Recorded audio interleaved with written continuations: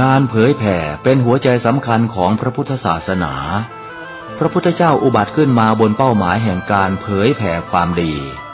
นำความดีไปแทรกไว้ในจุดที่มีความดีไม่มากค่อยๆเจือจางจนกระทั่งความไม่ดีนั้นหายไปเหลือแต่ความดีหรือมีดีมากกว่าไม่ดี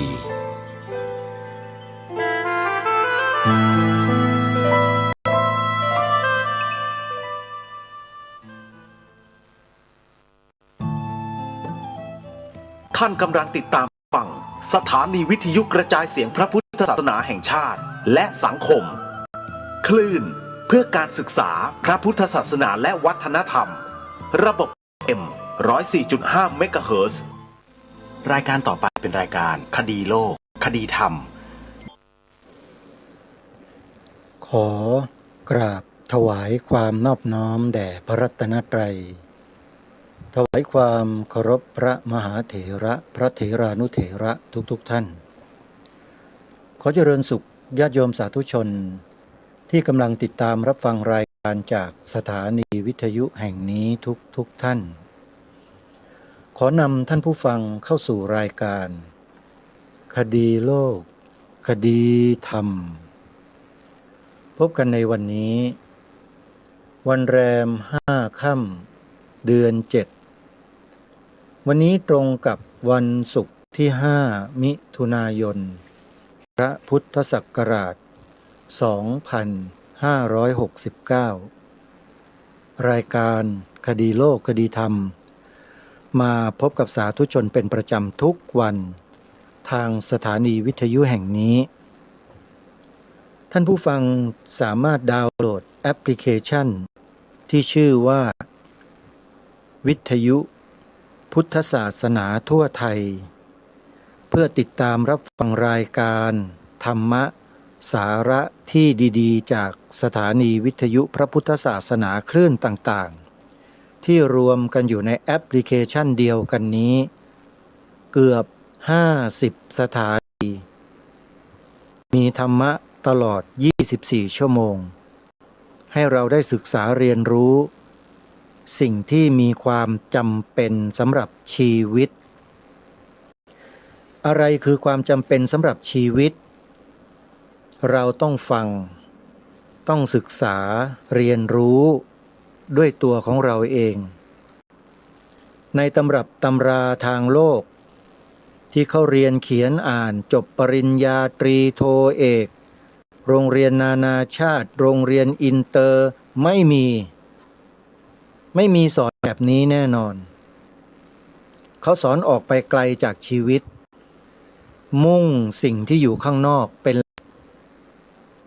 แต่ของจริงของแท้มันไม่ได้อยู่ข้างนอกท่านผู้ฟังอยู่ข้างในใจของคนเรานี่แหละ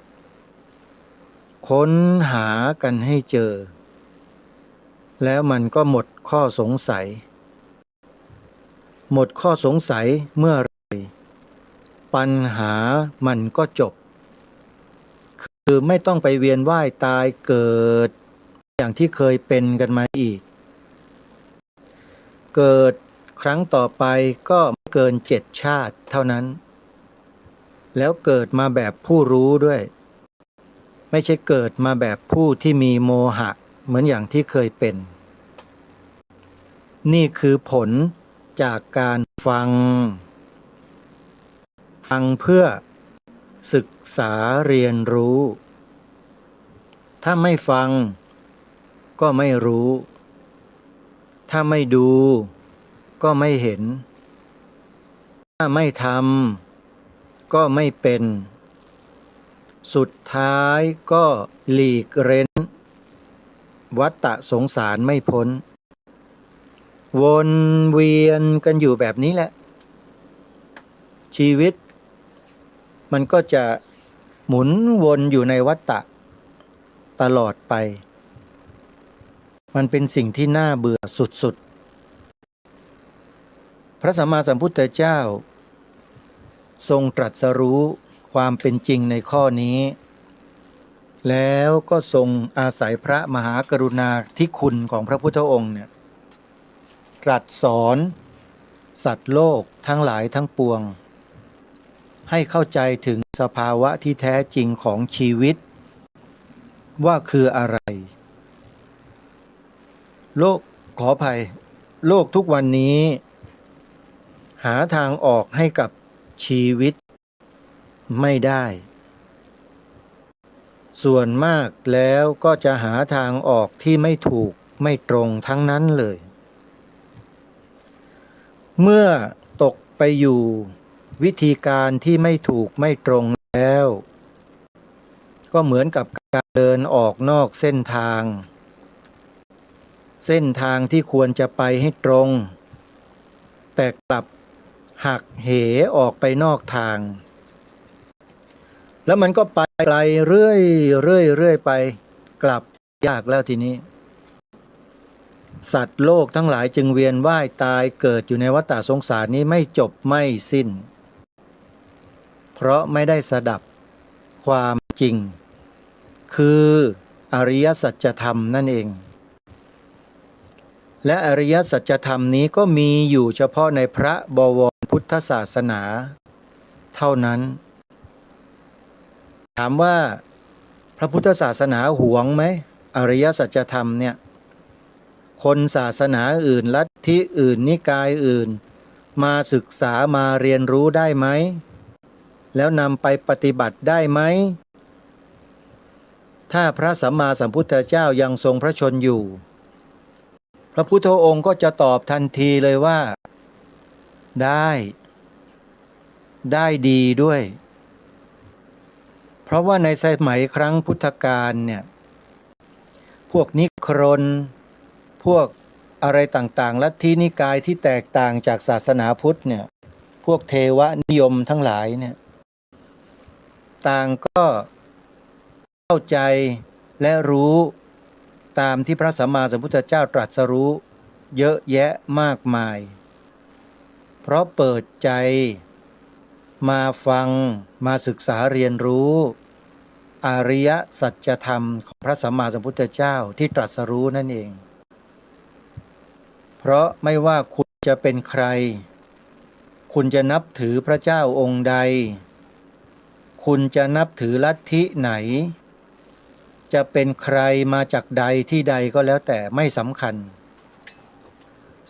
ตรงที่ว่าคุณฟังด้วยความตั้งใจไหม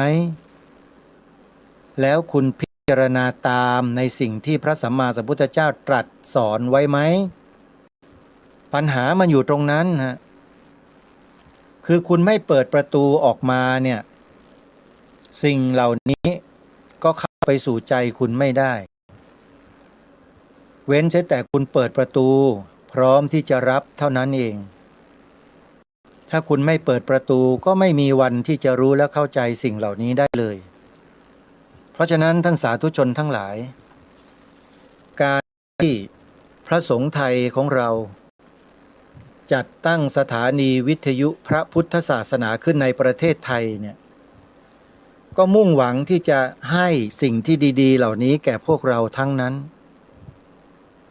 แต่พวกเราเองต่างหากที่ไม่สนใจกันเราก็ปล่อยเลยไปให้หายไปกับอากาศเสียงที่ครูบาอาจารย์นำมาเปิดให้เราฟังเนี่ยถ้าเราไม่สนใจไม่ใส่ใจมันก็หายไปกับอากาศน่าเสียดายเวลาที่มันผ่านไปหมดไปเหลือเกิน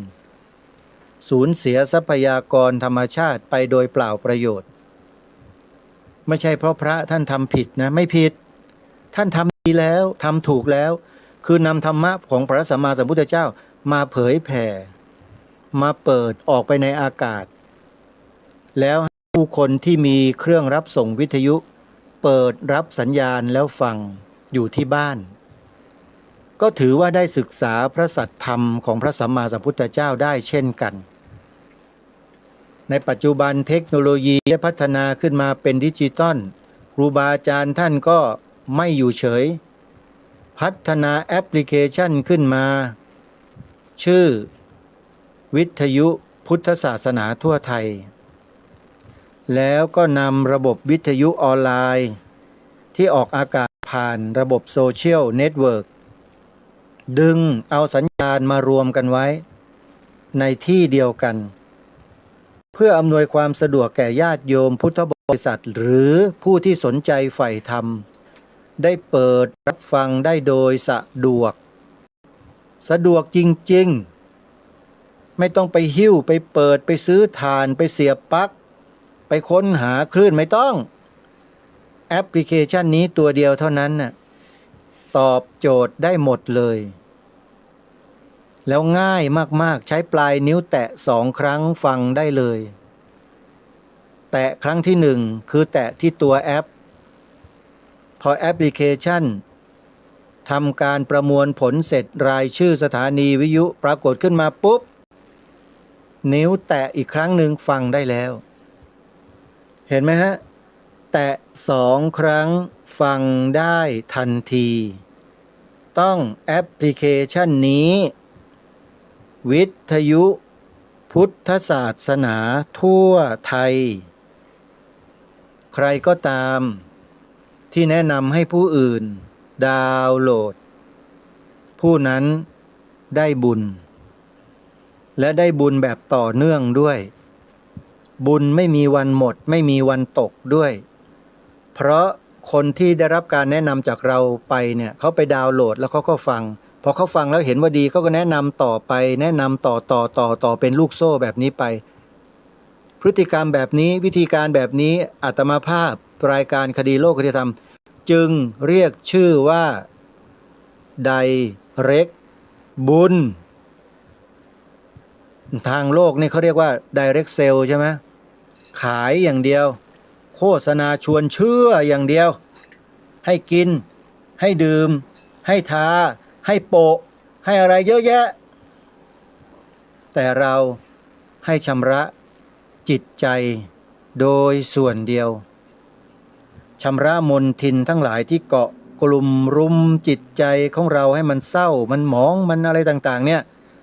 เรามุ่งขจัดแต่สิ่งนี้เมื่อใจคนเราเบาใจคนเราใสสะอาดแล้วเราก็สามารถที่จะรู้อะไรตามความเป็นจริงได้โดยง่ายมากๆเลยแต่ที่ผ่านมาใจเรามันขุ่นใจเรามันมัวใจเรามันมั่วใจเรามันเลอะใจเรามันสกปรกทำยังไง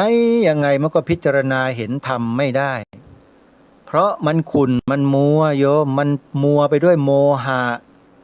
โทสะโลภะเราต้องทำให้ไอ้3 กองตัวเนี้ยมันอ่อนแรงลงไปก่อนอ่อนแรงลงไปเรื่อยๆจนกระทั่งมันหมดแรงน่ะถึงแม้มันจะยังไม่ตายนะแต่มันถูกเรากระทำจนหมดแรงแล้วมันลุกขึ้นไม่ไหวแล้วโยมนั่นแหละแปลว่าใจเราเริ่มใสสติปัญญาเราเริ่มสว่างมันก็มีกำลังสิทีนี้ฝ่ายบวก positive ส่วน negative นอนแล้วร่อแร่เพราะเราฝึกไงฝึกฝนอบรมจิตใจของตนอย่างต่อเนื่องด้วยวิธีการของพระสัมมาสัมพุทธเจ้าคืออะไรปฏิบัติตาม ขออภัยปฏิบัติตามหลักของโพธิปักขิยธรรม37 ประการนั่นเองกว่าจะมาถึงจุดนี้ได้ต้องฟังไงอาตมาจะย้ำอยู่ตลอดเลยว่าต้องฟังโยมยังไงก็ต้องฟังถ้าไม่ฟังจะไม่รู้และจะไม่เข้าใจครูบาอาจารย์ท่านเทศนาบรรยายเสวนากล่าวบอกธรรมะอยู่ตลอดแล้วให้เราเนี่ยฝึกคิดพิจารณาตลอดถ้าเราเอาใจใส่เราก็จะเข้าใจได้ง่ายและเร็วแต่ถ้าเราไม่เอาใจใส่ทำเป็นเฉยๆช้าเชื่องก็รอไปอีกนานแสนนานถึงแม้จะสดับปรับฟังแต่ว่าไม่มีสติปัญญาควบคุมอารมณ์ตัวเองให้อยู่นิ่งสงบ ความรู้ที่มันจะปรากฏที่มันจะเกิดขึ้นจากการเห็นแจ้งรู้จริงมันก็เกิดไม่ได้เลย แล้วเราก็มัวไปอีกต่อไปมืดมัวต่อไปท่านผู้ฟังอย่างนี้ก็มีนะไม่ใช่ไม่มีตัวอย่างเป็นอย่างไรใครบ้างก็รู้ตัวกันเองทั้งนั้นแหละไม่ต้องให้ใครมาชี้มาบอกเพราะเรื่องนี้เป็นเรื่องปัจจัตตังโยมรู้ได้เฉพาะตนเท่านั้นทั้งดีและไม่ดีทุกคนนั้นเลือกเองทั้งนั้นเลยส่วนพระคุณเจ้าครูบาอาจารย์ผู้อำนวยการสถานีวิทยุทั้งหลายเนี่ยท่านเลือกสรรมาให้เราแล้วอยู่ที่พวกเราว่าจะเลือกเพื่อที่จะนำมาบริโภคไหมท่านป้อนให้ถึงที่แล้วโยมหน้าจอโยมแล้วเนี่ยแล้วโยมก็ยังทำนิ่งๆเฉยๆไม่ยอมกันดาวน์โหลดกันอีกมันก็น่าเสียดายเวลาที่มันผ่านไปทุกวันทุกเวลาทุกนาทีเสียไปโดยเปล่าประโยชน์ท่านผู้ฟังสถานีวิทยุต่างๆของครูบาอาจารย์ของเราเนี่ยตั้งขึ้นมาก็เพื่อที่จะให้พวกเราได้เรียนรู้ได้เข้าใจได้สัมผัสกับความเป็นจริงของชีวิตเพื่อเราจะได้ไม่ต้องหลงประเด็นหลงทางหลงที่หลงอะไรต่างๆไปอีกไม่ต้องหลงแล้วหลงกันมานานแล้วไงนี่คือความกรุณาของครูบาอาจารย์ญาติโยมอาตมาเนี่ยทำแต่ได้แต่เพียงเป็นเจ้าหน้าที่หรืออาสาสมัครมาบอกมาแนะเท่านั้นเองอาตมาภาพไม่ได้ไปทำสถานีกับเขาหรอกไม่มีความสามารถพอแต่ใช้ความสามารถอีกส่วนหนึ่งที่ตนเองมีเนี่ยมาช่วยเป็นกระบอกเสียงให้กระจายข่าวสารข้อมูลให้ญาติโยมได้รู้แล้วก็ตัดสินใจกระทำกันไม่ว่าจะกิจกรรมใดก็แล้วแต่ที่ทางรายการได้เสนอได้ประกาศได้เชิญชวนโยมก็เลือกเอาแล้วตัดสินใจด้วยตัวของเราเองนี่คือหน้าที่ของรายการคดีโลกคดีธรรมประกาศเชิญชวนร่วมด้วยช่วยกันนี่คือหน้าที่ของรายการแล้วก็ทำให้เห็นด้วยนะฮะเพราะฉะนั้นญาติโยมก็อย่าลืมดาวน์โหลดกันนะโยมนะทีนี้กลับเข้ามาข่าวประชาสัมพันธ์ให้สาธุชนญาติโยมได้ทราบว่าในวันนี้วันศุกร์ที่5มิถุนายนพระพุทธศักราช2569เป็นวันสำคัญสำหรับชาวพุทธจำนวนหนึ่งที่ได้รับการประกาศรายชื่อเข้ารับรางวัลเสาอโศกผู้นำศีลธรรมและในคณะผู้ที่ได้รับรางวัลในปีนี้เนี่ยมีอยู่จำนวนหนึ่ง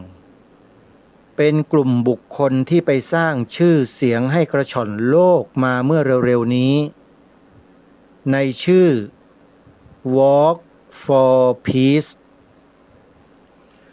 Walk for Peace ชื่อก็บอกตรงๆอยู่แล้วว่าเดินเพื่อสันติภาพหมู่พระภิกษุสงฆ์จำนวนหนึ่งได้วางแผนการกันว่าเราจะเดินจากจุดนี้ไปถึงเป้าหมายจุดโน้นระยะทาง 2,700 ไมล์หรือ 3,700 กิโลเมตรใช้เวลาเดินทาง100 กว่าวันเป้าหมายคือเพื่อให้เกิดสันติภาพและพระสงฆ์คณะนี้มีพระสงฆ์ที่เป็นพระภิกษุไทยประเทศไทยของเราเนี่ยจำนวนมาก 6-7 รูปญาติโยมเป็นพระภิกษุสงฆ์ไทยของเราแต่พระสงฆ์ที่เป็นผู้นำเนี่ยที่ชื่อว่าพระปัญญาการะเป็นชาวเวียดนามได้ถูกวางตัวเอาไว้ให้เป็นผู้นำเพราะเก่งภาษาอังกฤษ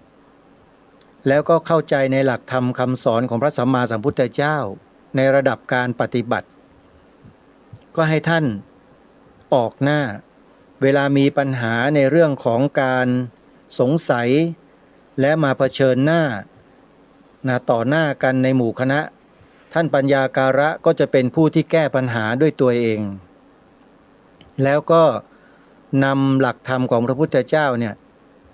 ไปถ่ายทอดให้กับพวกเขาโดยไม่มีเรื่องของลัทธินิกายศาสนาอะไรต่างๆมาเกี่ยวข้องเลยไม่เกี่ยวกับศาสนาการเดินครั้งนี้ไม่ได้นำเอาศาสนาพุทธมาให้ใครมานับถือไม่ใช่แต่นำเอาหลักข้อปฏิบัติที่สามารถทำให้เกิดความสันติภาพขึ้นอย่างแท้จริงเนี่ยมามอบให้กับผู้คนในประเทศสหรัฐอเมริกาปัญหามันก็อยู่ที่ว่าคนอเมริกันเนี่ยเขารู้จักคนอเมริกันด้วยกันดีว่าเป็นอย่างไรและพระภิกษุสงฆ์เหล่านี้เป็นคนแปลกถิ่นแปลกที่แปลกสภาพการนุ่งห่มเสื้อผ้าอาภรณ์มันก็แตกต่างจากเขาโดยสิ้นเชิงอยู่แล้วก็มาพากันเดินเป็นแถวยาวไปอย่างเงี้ยมันแปลกและคนอเมริกันบางพวกบางกลุ่มเนี่ยเป็นพวกที่โหดเหี้ยมและทารุณมากเขาจะยอมให้พระภิกษุสงฆ์เหล่านี้เดินไปจนกระทั่งถึงจุดหมายปลายทางที่กรุงวอชิงตันดีซีหรือทุกคนก็มีความวิตกกังวลอยู่ในเรื่องนี้เหมือนกันแต่เชื่อไหมท่านผู้ฟังว่าพระเหล่านี้เขาตัดสินใจแน่วแน่ว่าเขาจะเดินให้ถึงจุดหมายไม่ว่าเหตุการณ์อะไรจะเกิดขึ้นก็ตามเราจะไม่หยุดเดินนี่คือปณิธานของพระเหล่านี้ที่เขาทำการให้สัจจะร่วมกันไว้ยกเว้นพระสงฆ์ที่ท่านมีอายุอานามมากแล้วเดินร่างกายนั้นสู้ไม่ไหวจริงๆก็หยุดหรือบาดเจ็บเดินไม่ได้ก็หยุดอย่างที่คณะสงฆ์นี้นะในหนึ่งในนั้นก็คือท่านพระอาจารย์ดำเนี่ยซึ่งเป็นพระภิกษุสงฆ์ชาวลาวท่านโดนรถที่ชนรถปิดท้ายของขบวนเนี่ยพุ่งชนท่านอีกทีหนึ่งจนกระทั่งต้องตัดขาทิ้งข้างหนึ่งท่านก็เดินร่วมเดินไม่ได้ก็หยุดแต่สิ่งที่ไม่หยุดก็คือความกระหายของผู้คนในแถบประเทศอเมริกาที่เขาเดินผ่านเนี่ยมีความกระหายมีความปรารถนามีความต้องการที่จะได้สัมผัสได้พบได้แตะมือจับไม้จับมือกับพระกลุ่มนี้อย่างมากทั้งนี้ทั้งนั้นเกิดจากอะไรเกิดจากเพราะเหตุว่าหนึ่งปณิธานของพระสงฆ์กลุ่มนี้เขาพูดยืนยันว่าการเดินของเขานั้นไม่ได้มาเผยแผ่ศาสนาไม่ได้ต้องการบังคับหรือบอกให้ใครมานับถือศาสนาพุทธแต่เขาต้องการนำสิ่งที่ดีที่สุดสำหรับชีวิตมามอบให้เพื่ออะไรเพื่อให้ชีวิตของแต่ละท่านแต่ละคนนั้นมีสันติภาพที่แท้จริงและวิธีการเขาก็บอกก็คือทุกคนต้องทำอะไรให้ช้าลงเปลี่ยนแปลงพฤติกรรมของเรา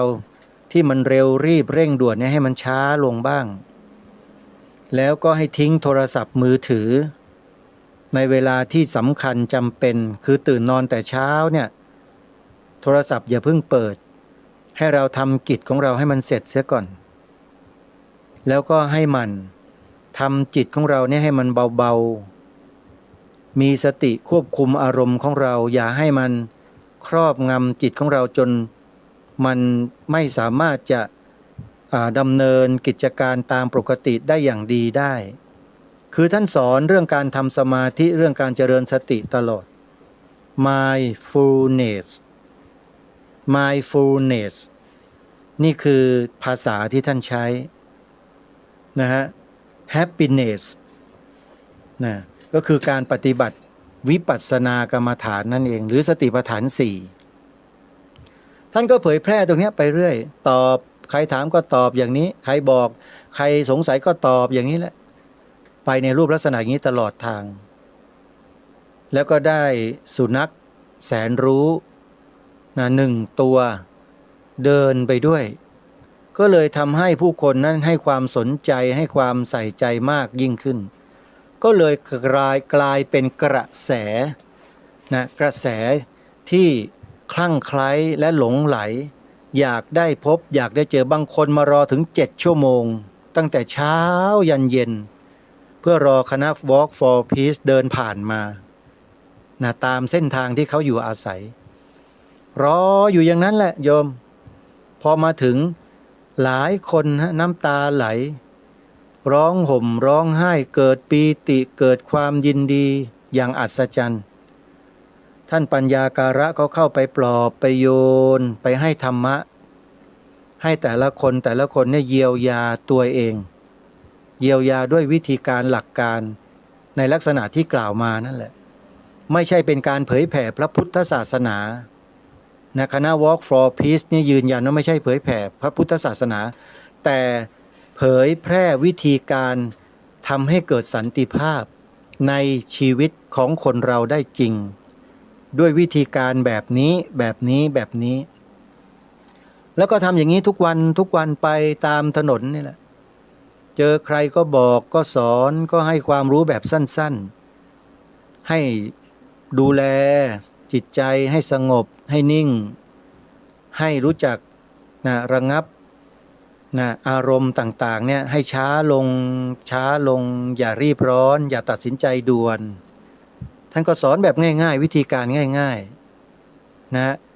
จนทำให้เป็นที่ยอมรับและเมื่อไปถึงจุดหมายปลายทางคือกรุงวอชิงตันดีซีเนี่ยผู้ว่าการรัฐวอชิงตันก็ส่งตัวแทนมาเป็นผู้มีตำแหน่งใหญ่เหมือนกันเป็นเลขาแล้วก็บิชอปของเชิร์ชในกรุงวอชิงตันดีซีซึ่งเป็นผู้หญิงอาตมาติดตามคลิปของเขาอยู่ตอนนั้นที่เขาเดินเป็นผู้หญิงเป็นบิชอปเป็นผู้นำศาสนาที่ยิ่งใหญ่ของกรุงวอชิงตันดีซีออกมาต้อนรับแล้วก็พูดจาดีต้อนรับเป็นอย่างดีแล้วก็นิมนต์พระทั้งหมดเข้าไปในมหาวิหารคือโบสถ์ของศาสนาคริสต์แล้วก็กล่าวคำต้อนรับอย่างยิ่งใหญ่มากนี่คือประเทศสหรัฐอเมริกาที่เขามองเห็นคุณค่าและความสำคัญของพระกลุ่มนี้จึงได้จัดการต้อนรับอย่างมโหฬารพอมาถึงเมืองไทยท่านผู้ฟังสมาคมผู้ทำคุณประโยชน์เพื่อพระพุทธศาสนาประเทศไทยนั้นได้ปรึกษาหารือกันว่าจะทำการต้อนรับพระภิกษุสงฆ์กลุ่มนี้อย่างไรเพื่อไม่ให้เวอร์เกินไปแล้วก็ไม่ให้มันด้อยเกินไปให้มันพอดีก็เผอิญเลยโยมวันที่1 มิถุนายนอาตมาก็ได้รับมอบหมายกับท่านพระครูสังฆรักษ์ไพบูลย์ท่านอยู่วัดกลางดงปากช่องท่านก็เป็นหนึ่งในคณะทำงานของสมาคมผู้ทำคุณประโยชน์เพื่อพระพุทธศาสนาประเทศไทยแล้วก็อาตมาด้วย2 รูปได้รับมอบหมายจากสมาคมให้มาทำการต้อนรับมาต้อนรับพระภิกษุสงฆ์คณะนี้ร่วมกับคณะกรรมการของสมาคมซึ่งมีท่านนายพลทหารท่านหนึ่งเป็นผู้ประสานงานตั้งแต่ต้นพร้อมด้วยคณะคณาจารย์ของมหาวิทยาลัยเทคโนโลยีราชมงคลธัญบุรีในฐานะเป็นกรรมการจัดงานในครั้งนี้เราก็ไปต้อนรับท่านที่ห้องรับรองของสนามบินสุวรรณภูมิในวันที่1 มิถุนายนนั้นคณะพระสงฆ์ Walk for Peace ชุดแรกลงจากเครื่องบินเข้าสู่สนามบินสุวรรณภูมิเวลา 17:45 นาทีหมายถึงว่าเที่ยวบินมาถึงก็เข้ามาในสนามบินก็ประมาณ 18 นาฬิกาเศษเมื่อท่านออกมาแล้วชั้น2ก็ขึ้นมาชั้น3ของสนามบินซึ่งเป็นห้องรับรองของพระภิกษุสงฆ์ประจำสนามบินสุวรรณภูมิ ซึ่งพวกเราก็เป็นคณะรอกันอยู่ในหมู่คณะของผู้ที่มารอการต้อนรับท่านเนี่ยหนึ่งในนั้นท่านสาธุชนญาติโยมเชื่อไหมมีพระภิกษุสงฆ์รูปหนึ่งซึ่งในปัจจุบันนี้ถือว่าเป็นพระภิกษุสงฆ์ที่มีชื่อเสียงและเป็นที่ศรัทธาเลื่อมใสของบรรดาญาติโยมพุทธบริษัทในเมืองไทยเนี่ยเป็นจำนวนไม่น้อยเลยเพราะว่าพระอาจารย์รูปนี้ท่านได้ช่วยเหลือญาติโยมพุทธบริษัทและผู้ที่มาขอความช่วยเหลือจากท่านเนี่ยให้กลับไปเยียวยารักษาตัวเองแล้วประสบความสำเร็จในหลายๆคนหลายๆท่านชีวิตดีขึ้นกันแทบทั้งนั้นเลยก็เลยทำให้คนนั้นพูดกันปากต่อปากบอกว่าวัดนี้เจ้าวาดวัดนี้ท่านเก่งท่านมีอุบายมีวิธีการในการที่จะทำให้เรานั้นหลุดพ้นจากปัญหานานับประการได้คนเขาเห็นผลเขาก็บอกต่อก็เลยแห่กันมาเต็มไปหมดวันหนึ่งคนเข้ามาที่วัดนี้มากกว่า 1,000 คนโยมบางวันโดยเฉพาะเสาร์อาทิตย์มากัน 2,000 3,000 คนต่อวันมาทำอะไรมาสวดมนต์ไหว้พระมาปฏิบัติวิปัสสนากรรมฐานหลวงพ่อท่านนี้บอกให้ทำแล้วถ้าใครไม่ทำกลับไปมันจะซวยแล้วมันจะไม่มีคำว่ารวยเกิดขึ้นกับชีวิตปัญหามันก็จะเกิดขึ้นยิ่งขึ้นคนก็กลัวสิโยมก็สวดมนต์ไหว้พระกันใหญ่เลยปรากฏว่าพอสวดมนต์ไหว้พระอยู่ปฏิบัติธรรมตามที่หลวงพ่อแนะนำกลับไปชีวิตดีกันทุกคนเลยโยมแล้วมีเหลือคนเราเมื่อชีวิตดีขึ้นแล้วพ้นจากความทุกข์ที่ตนเองทรมานมานานแล้วเขาจะไม่กลับมาไม่กลับมาเปล่าพาพวกเป็นขโยงมาหาหลวงพ่ออีกด้วยคนมันก็เลยเยอะโยมนี่หลวงพ่อท่านเล่าให้อาตมาฟังเองแล้วพอสืบไปสืบมาถามไปถามมาหลวงพ่อท่านพูดขึ้นมาเองว่าผมน่ะจำไม่ได้ผมเคยเห็นท่านที่ไหนหลวงพ่อองค์เนี้ยท่านพูดกับอาตมานะอาตมาไปต้อนรับแล้วไปเจอท่านก็มาต้อนรับลูกศิษย์ท่าน2 รูปเป็นพระสงฆ์ในคณะ Walk for Peace ท่านก็มารับลูกศิษย์ของท่านให้กลับไปพักที่วัดของท่านนี่แหละเดี๋ยวจะเฉลยว่าหลวงพ่อองค์ไหนแล้ววัดอะไรโยมฟังให้ดีนะอาตมาก็คุยกับท่านนั่นเองผมก็ว่าผมคุ้นหน้าหลวงพ่อนะผมจำได้ว่าผมน่าจะเจอหลวงพ่อที่วัดศรีอุดมวงศ์พอพูดคำว่าวัดศรีอุดมวงศ์จบคำเพียงไม่กี่วินาทีเท่านั้นหลวงพ่อบอกนั่นนะผมว่าแล้วท่านพระครูอุดมเจ้าวาดวัดศรีอุดมวงศ์ใช่ไหมโอ้ยรู้จักกันนั่นนะเคยไปช่วยงานช่วยการอะไรกันอยู่นั่นแปลว่าท่านพระครูอุดมวรานุวัฒน์เนี่ยรู้จักหลวงพ่อแล้วก็ไม่ยอมบอกผมอย่างนี้เดี๋ยวต้องไปสาธยายมนต์ท่านหน่อยแล้วพูดเล่นนะครับพูดเล่นนะฮะก็ท่านพูดให้ฟังท่านเป็นพระสงฆ์ที่อยู่จังหวัดเลยมาก่อนญาติโยมหลวงพ่อองค์เนี้ยแล้วท่านก็รู้จักครูบาอาจารย์ในจังหวัดเลยหลายรูปท่านมหาสุริยาอย่างนี้ท่านพระครูดมวรานุวัฒน์อย่างนี้พระครูจริยสารธรรมวัดป่าจริยธรรมอย่างเงี้ยรู้จักทั้งนั้นเมื่อหลวงพ่อรู้จักพระ 3-4 รูปนี้หลวงพ่อก็ต้องรู้จักผมสิก็ผมทำสถานีโทรทัศน์ดีทีวีไปถ่ายทอดงานที่วัดศรีอุดมวงศ์ประจำโอ้ใช่ผมเคยเจอท่าน2 ครั้งหลวงพ่อองค์นี้บอกอาตมาว่าเคยเจออาตมาแล้วมีครั้งหนึ่งที่ไหนนะผมยังนึกไม่ออกท่านยังนึกไม่ออกก็เลยพากันคุยเรื่อง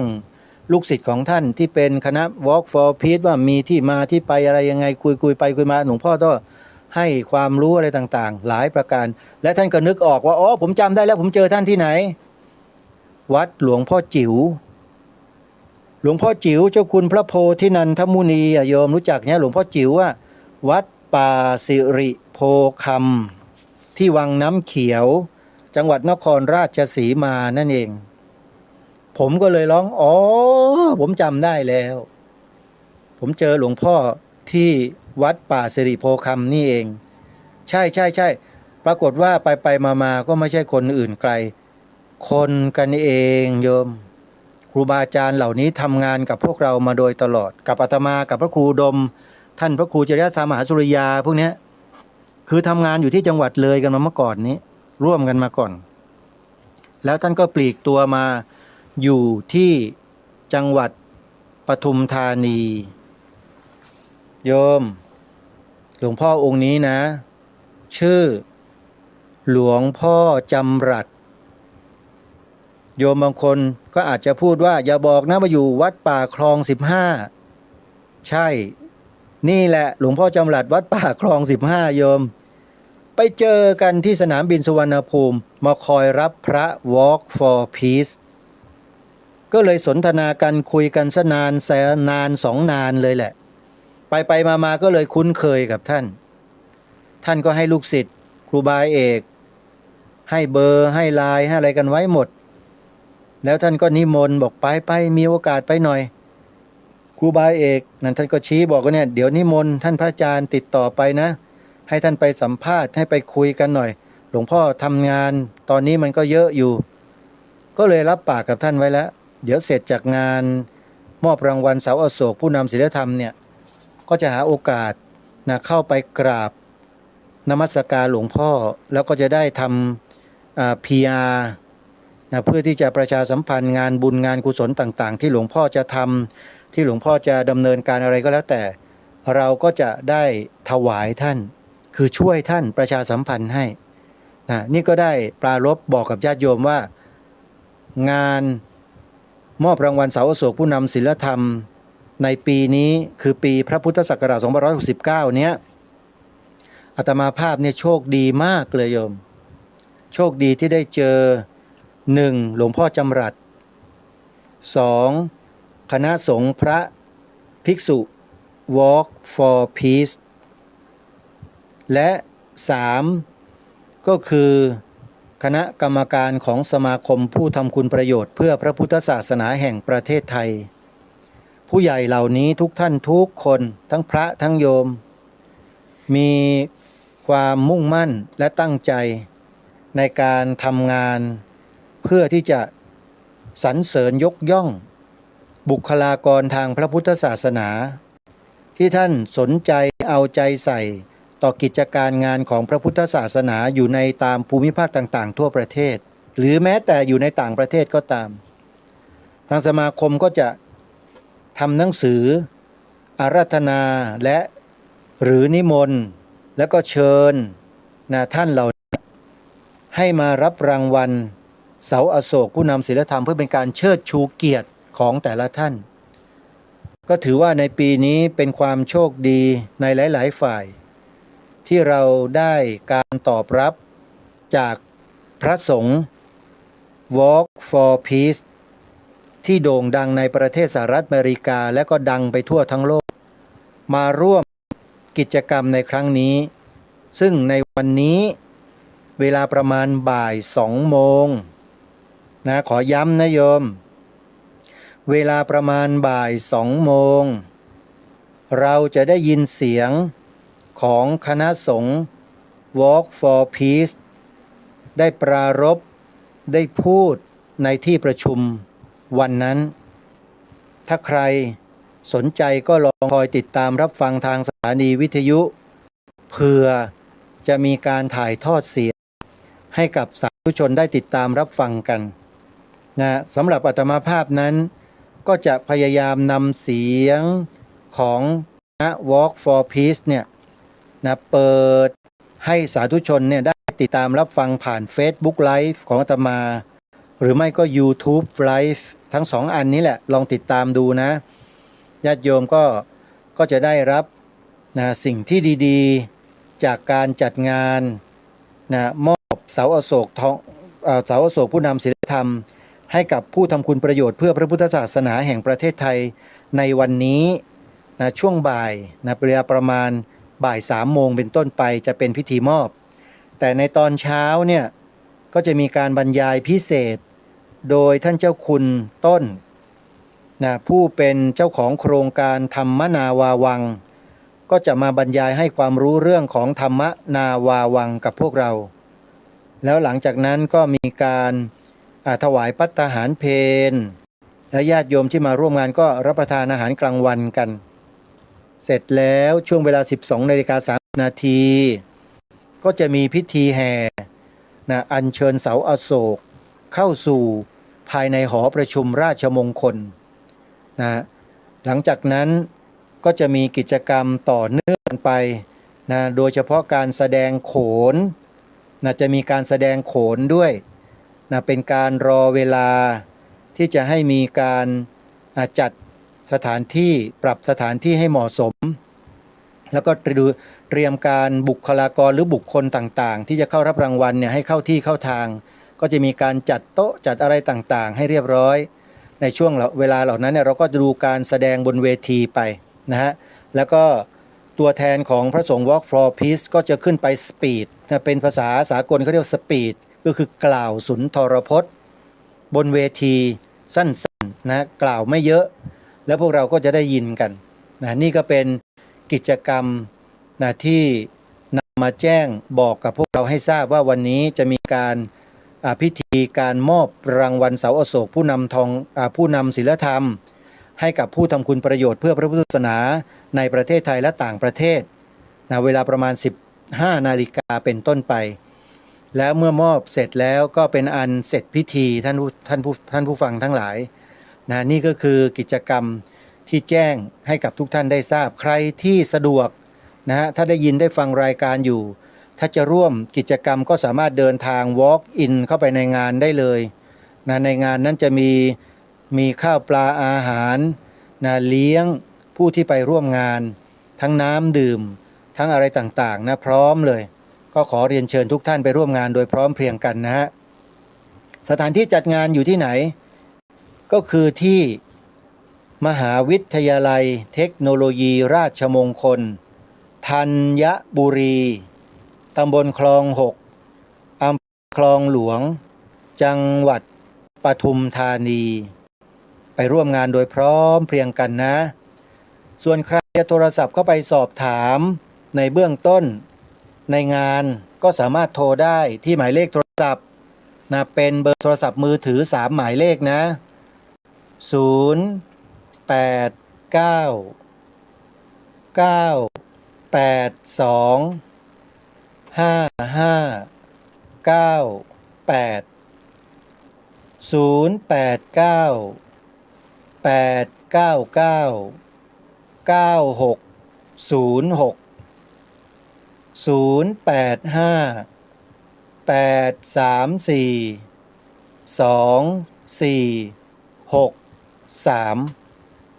ลองโทรเข้าไปสอบถามกันดูนะโยมนะ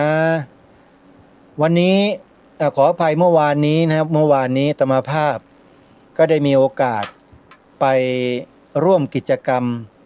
กับคณะพระภิกษุ Walk for Peace ที่วัดสุวรรณภูมิพุทธชยันตีซึ่งอยู่ใกล้ๆกับสนามบินสุวรรณภูมิซึ่งปรากฏว่าตอนที่เดินทางไปถึงใหม่ๆเนี่ยก็ไปนั้นถึงที่นั่นเวลาประมาณสัก10 โมงเสร็จ10 นาฬิกาช่วงเช้าแล้วก็ได้ทำการฉันภัตตาหารเพลสถานที่แห่งนั้นเรียบร้อยเสร็จพระครูวินัยธรวิโรจน์ศิริสาโรหรือท่านพระอาจารย์โจอี้กับท่านพระครูสังครักษ์ไพบูลย์ทั้ง2 รูปมาร่วมกันกับอาตมาภาพ3 รูปในนามของสมาคมผู้ทำคุณประโยชน์เพื่อพระพุทธศาสนาแห่งประเทศไทยก็มาคอยต้อนรับคณะสงฆ์ Walk for Peace อยู่ที่เจดีย์พุทธคยาจำลองที่ทางวัดสุวรรณภูมิพุทธชยันตีได้ทำการสร้างไว้สวยงามมากอาตมาภาพได้เข้าไปสัมผัสใกล้ชิดที่เจดีย์พุทธคยาที่วัดสุวรรณภูมิมาแล้วโยมวันนี้ไปครั้งก่อนนู้นยังเป็นโครงร่างยังเป็นสร้างไม่เสร็จเลยนะตอนนั้นนะแต่ตอนนี้สร้างเสร็จแล้วมีกำแพงแก้วชั้นนอกแล้วก็กำแพงแก้วต้นพระศรีมหาโพธิ์เสร็จทุกอย่างจำลองมาจากประเทศอินเดียยังไงอย่างนั้นเลยโยมพอเดินรอบเจดีย์พุทธคยาเนี่ย ทำให้เรามีความรู้สึกเหมือนอยู่ในบรรยากาศของการเดินรอบต้นพระศรีมหาโพธิ์และเจดีย์พุทธคยาที่ประเทศอินเดียยังไงอย่างนั้นเลย จริงๆโยมอาตมาไม่มีความรู้สึกแบบนี้มานานแล้ว หลังจากกลับมาจากอินเดียเมื่อหลายปีก่อน ก็ไม่ได้ไปอีกเลย พอมาวันนี้ก็ได้มีโอกาสเดิน รอบองค์พระเจดีย์พุทธคยาที่วัดสุวรรณภูมิพุทธชยันตี ขอบอกโยมจริงๆนะว่าบรรยากาศเหมือนกันกับที่ประเทศอินเดียเลย ถ้าหากว่าไม่มีผู้คนนะหรือว่าสงบคนสวดมนต์กันนี่นะ ยังไงก็อินเดียอย่างนั้นเลยโยม อยากจะให้ญาติโยมไปกันนะ วัดสุวรรณภูมิพุทธชยันตีโยมพิมพ์ชื่อนี้ลงในแผนที่เลยแผนที่ Google Map เนี่ยแล้วก็เซิร์ชหาเสร็จแล้วก็เดินทางไปเลยปักหมุดแล้วขับรถไปไม่ยากนะไปไม่ยากนะขอบอกว่าที่นี่อะไรที่สัปปายะร่มรื่นอากาศดีมีป่าไม้เยอะแล้วก็กำลังสร้างอาคารสังเวชนียสถาน4 ตำบลต่อไปก็น่าจะเป็นตำบลประสูติแล้วก็ปรินิพพานโดยลำดับแล้วก็ตรัสรู้ด้วยนะฮะซึ่งก็คอยติดตามข้อมูลข่าวสารกันนะโยมนะพูดถึงบรรยากาศช่วงท้ายนิดหนึ่งญาติโยมเมื่อได้พบกับคณะสงฆ์ Walk for Peace เข้ามาสู่เจดีย์พุทธคยาท่านพระเดชพระคุณท่านเจ้าคุณพระพรหมวชิระโพธิวงศ์ท่านก็เดินทางเข้ามาภายในพระเจดีย์แล้วก็นั่งณเก้าอี้ของประธานสงฆ์ทางคณะสงฆ์ Walk for Peace ก็นำคณะสงฆ์ทั้งหมดเข้ากราบสักการะแด่พระเดชพระคุณท่านเจ้าคุณพระพรหมวชิระโพธิวงศ์แล้วก็ได้ทำสามีจิกรรมแด่ท่านเสร็จแล้วพระเดชพระคุณท่านก็ได้มอบเข็มกลัดของวัดสุวรรณภูมิเนี่ยติดที่สังฆาติให้กับท่านปัญญาการะเหมือนกับที่ชาวต่างประเทศติดเข็มกลัดที่สังฆาติของท่านเนี่ยตลอดเส้นทางจนเต็มสังฆาติท่านเลยเหมือนกันท่านเจ้าคุณท่านก็ติดให้พอเสร็จแล้วก็มอบพระพุทธรูปหน้าตักขนาด9 นิ้วนะไม่ใช่ฮะขออภัยผิดหยุดหน้าตักขนาด5 นิ้วนะมอบถวายให้กับท่านปัญญาการะแล้วก็ได้มอบเหรียญที่ระลึกนะเข็มกลัดที่ระลึกต่างๆเนี่ยให้กับลูกทีมทั้งหมดของ Walk for Peace เสร็จแล้วก็มีการประกอบพิธีในการจุดธูปเทียนบูชาพระรัตนตรัยโดยท่านปัญญาการะได้รับเกียรติให้เป็นผู้จุดธูปเทียนเพื่อกราบบูชาองค์พระพุทธเมตตาในพระเจดีย์แล้วก็ถึงเวลาสำคัญก็คือทางโฆษกของกิจกรรมเนี่ยได้ประกาศนิมนต์ให้ท่านปัญญาการะเนี่ยกล่าวถึงกิจกรรมของ Walk for Peace ให้แก่ที่ประชุมในวันนี้ได้ฟังแล้วก็มีการแปลจากภาษาอังกฤษเป็นภาษาไทยตลอดอาตมาภาพก็ได้ทำการถ่ายทอดสดกิจกรรมอันนี้ออกสู่โซเชียลไม่ว่าจะเป็นYouTube นะแล้วก็ Facebook โยมลองติดตามดูนะให้ญาติโยมได้ติดตามรับชมกันก็ต้องขอว่าใช้เวลาอยู่ในเจดีย์พุทธคยาเนี่ยเกือบ2 ชั่วโมงญาติโยมยาวมากนะแต่ก็ได้ประโยชน์มากมายเลยและโดยเฉพาะญาติโยมนั้นให้ความสนใจกับอโลกาสุนัขตัวโปรดของ Walk for Peace ซึ่งมานอนแอ่งแม้งอยู่ในเจดีย์พุทธคยาในวันนี้เมื่อวานนี้ด้วยโยมอาตมาภาพก็อยู่ในเหตุการณ์ตลอดเลยนะแล้วเดี๋ยวจะมาบอกเล่าให้กับโยมได้ฟังและถ้าเกิดมีเสียงของการถ่ายทอดกิจกรรมเมื่อวานนี้นะที่จะสามารถนำมาเปิดให้โยมฟังได้เดี๋ยวจะนำมาเปิดให้ฟังกันบรรยากาศนะแต่วันนี้เวลาของรายการก็มาสู่ช่วงท้ายซะแล้วท่านผู้ฟังก็ขออนุโมทนาบุญกับญาติโยมทุกท่านนะที่ติดตามรับฟังรายการคดีโลกคดีธรรมมาโดยตลอดก็หวังเป็นอย่างยิ่งว่ารายการนี้จะทำให้ทุกท่านทุกคนนั้น มีความรู้ความเข้าใจและมีความเห็นอกเห็นใจประเทศชาติบ้านเมืองเหมือนอย่างที่ทางรายการเห็นอกเห็นใจนะเพราะว่าถูกกระทำหลายๆสิ่งหลายๆอย่างมาจนกระทั่งบ้านเมืองเราจะไม่เป็นบ้านเป็นเมืองแล้วโยมจะกลายเป็นอะไรก็ไม่ทราบอันนี้ด้วยเพราะเหตุผลกลใดอะไรอย่างไรนั้นอาตมาภาพก็พูดมาเยอะแล้วนะโยมเนาะไม่ต้องพูดซ้ำหรอกทุกท่านก็ทราบกันดีอยู่แล้วทีนี้วิธีการนะที่สิ่งที่เราจะต้องช่วยกันต่อไปก็คือช่วยกันทำหน้าที่ให้ดีที่สุดด้วยความกล้าหาญเด็ดเดี่ยวทำสิ่งที่ถูกต้องนะไม่ต้องกลัวว่าใครจะไม่ถูกใจถ้าถูกต้องแล้วต้องทำถ้าไม่ทำสิ่งผิดจะแทนโยมเอาละเวลาหมดแล้วต้องขอสมมุติไว้ที่เพียงเท่านี้ขอความสุขสวัสดีจงมีแด่ท่านผู้ฟังทุกท่านทุกคนเทินขอเจริญพรที่จบนั้นเป็นรายการคดีโลกคดีธรรมดำเนินรายการโดยพระครูประหลัดนรงค์ฤทธิ์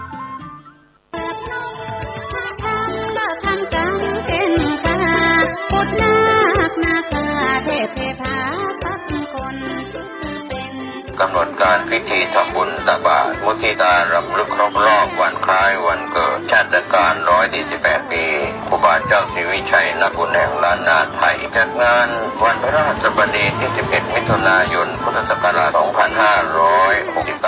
ณ ลานอนุสาวรีย์ครูบาศรีวิชัยหมู่ที่ 2 ตำบลสุเทพอำเภอเมืองเชียงใหม่จังหวัดเชียงใหม่มีพระธรรมเสนาบดีเจ้าคณะภาคเจ้าวาดวัดพระธาตุดอยสุเทพประธานฝ่ายสงฆ์นายวรุษวิสิทธิ์ศิลป์นายอำเภอเมืองเชียงใหม่ประธานฝ่ายคารวะกำหนดการวันพฤหัสบดีที่11 มิถุนายน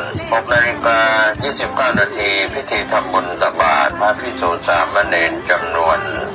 239 รูปทำบุญตักบาตรมุทิตารำลึกครบรอบวันคล้ายวันเกิดชาติการ148 ปีครูบาเจ้าศรีวิชัยนักบุญแห่งล้านนาไทยเชิญท่านร่วมงานบุญงานนี้โดยพร้อมเพรียงกัน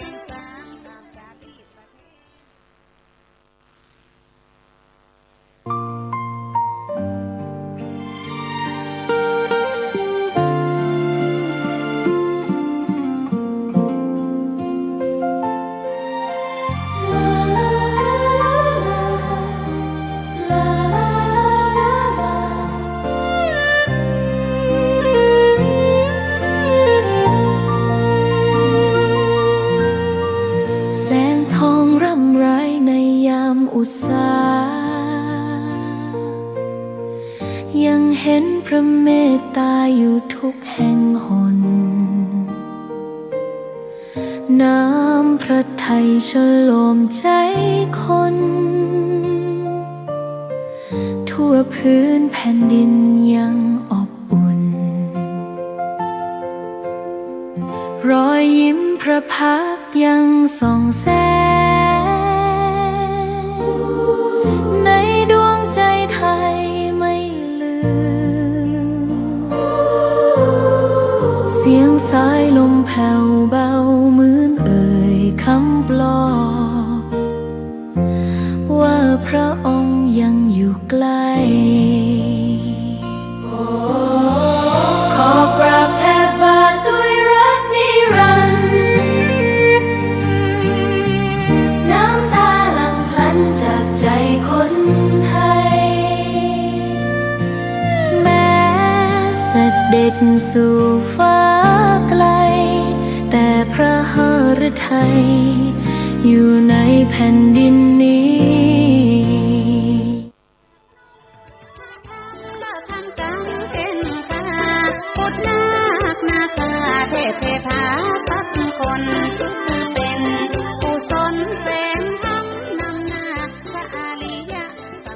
ได้จัดพิธี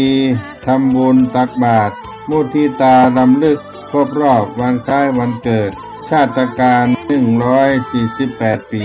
ครูบาเจ้าสลีวิจัยตนบนแห่งล้านนาไทย วันพฤหัสบดีที่ 11 มิถุนายน พุทธศักราช 2569 ตรงกับเดือน9เหนือแรม 11 ค่ำที่ขวางอนุสาวรีย์ครูบาเจ้าสลีวิจัย หมู่ 2 บ้านน้ำตกห้วยแก้ว ตำบลสุเทพอำเภอเมือง จังหวัดเชียงใหม่ หน้าวัดสลีโสดา พระอารามหลวง ได้อาราธนาคณะสงฆ์ในตำบลสุเทพเป็นหลักใหญ่ ซึ่งก็มีพระเดชพระคุณพระธรรมเสนาบดี เจ้าคณะภาค7 เจ้าอาวาสวัดพระธาตุดอยสุเทพเป็นประธานฝ่ายสงฆ์และฝ่ายฆราวาสนั้นก็มีท่านนายอำเภอเมืองเชียงใหม่ท่านนายอำเภอวโรจน์วิสิตศิลป์ได้มาเป็นประธานฝ่ายฆราวาสวันพฤหัสบดีที่ 11 มิถุนายน พุทธศักราช 2569 เดือน9เหนือแรม 11 ค่ำการทำบุญตักบาตรลำลึกครูบาเจ้าศรีวิจัย โดยอาราธนาพระภิกษุสามเณรจำนวน 219 รูป จากวัดสลีโสดาพระอารามหลวงจังหวัดเชียงใหม่ เดินลงมาจากบันไดนาคหลวง ออกมารับบิณฑบาตรอบองค์อนุสาวรีย์ครูบาเจ้าสลีวิจัย ในเวลา 7:29 นาทีพระสงฆ์จำนวน 12 รูปได้เจริญพระพุทธมนต์ ธงชาติและเพลงชาติไทยเป็นสัญลักษณ์ของความเป็นไทย เราจงร่วมใจยืน